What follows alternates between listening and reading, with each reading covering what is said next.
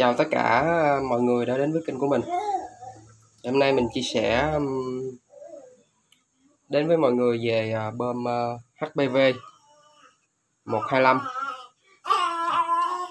Bơm này được sử dụng cho UH. Thì cái bơm này nó có hiện tượng khi mình vô tải thì cái ống cái nó giật. Thì sau khi mình kiểm tra thì mình tháo xuống. Cái bơm này mình chỉ thay hẳn một cái mặt chà mới thôi và mình ráp lại. Và đây là toàn bộ cái quá trình mình ráp một cái bơm. Mọi người cùng đón xem.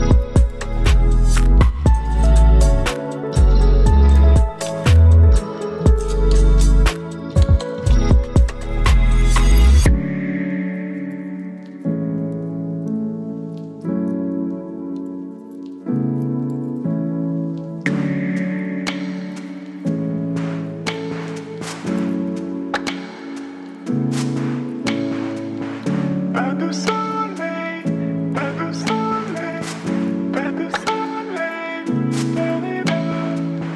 per tu sole, per tu sole, per tu